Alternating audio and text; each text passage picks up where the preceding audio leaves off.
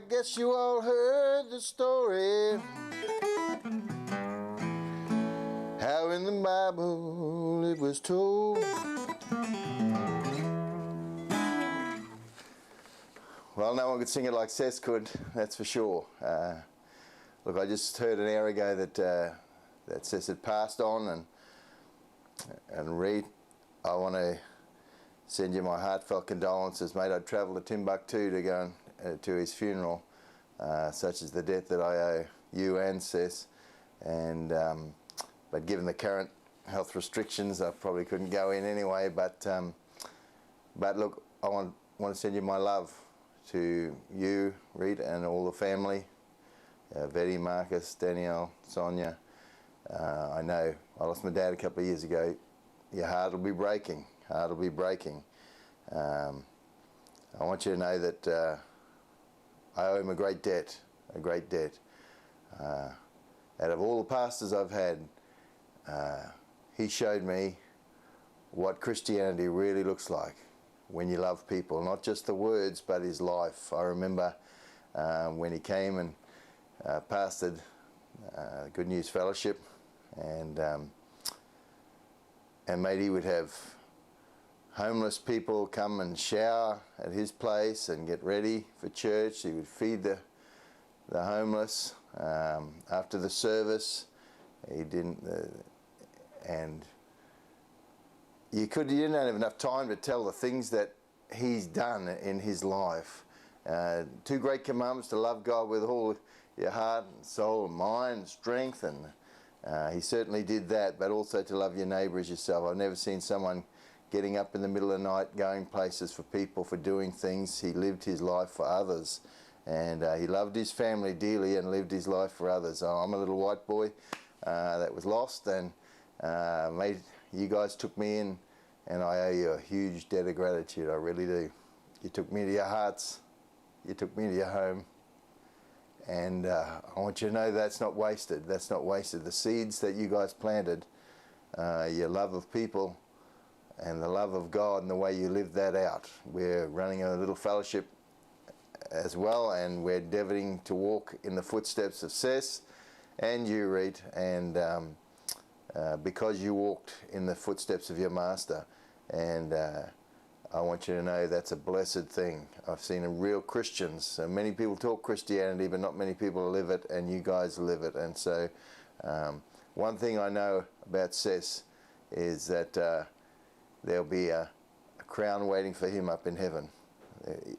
Can I say this to the family, that he was such a humble man that he never received, I don't think, from what I saw anyway, and I'm not good in keeping in touch, so I don't know what's happened in the last few years. I think we'll have all the time in heaven to sit down and have a yarn and maybe play Read or something like that, but or Yahtzee.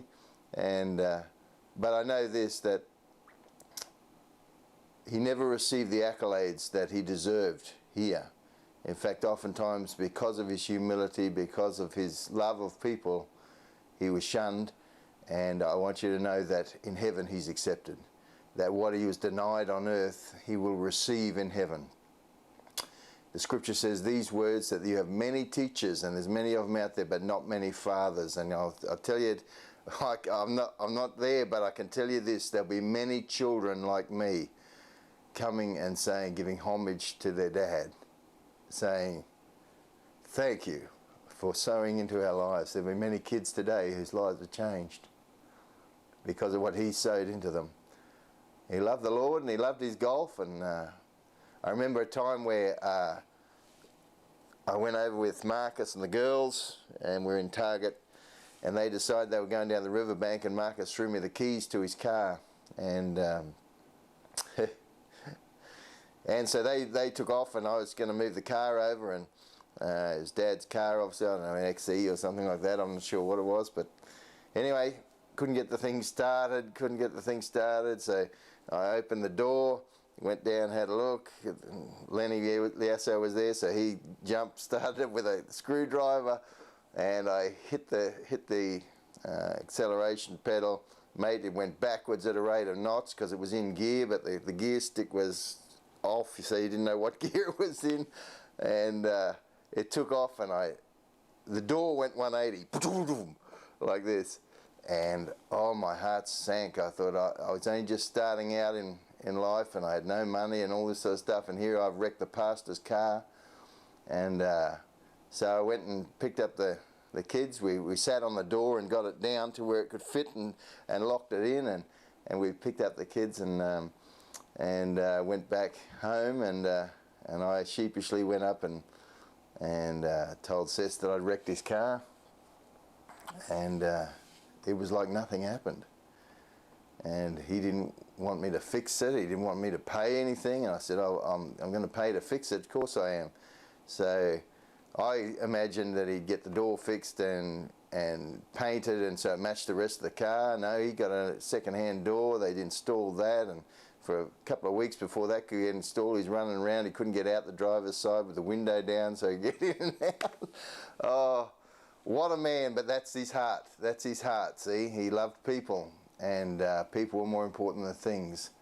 And I want to tell you that today, I feel for the family. I know the pain that you're going to go through, and your heart will be aching something chronic. But I want you to know this, that in heaven, where men have rejected, Christ has embraced, and he will have heard these words, I'm sure, well done, thou good and faithful servant.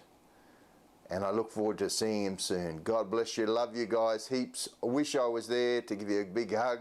I'll be bawling my eyes out. Can hardly contain it today. So feeling for you guys. Love you heaps.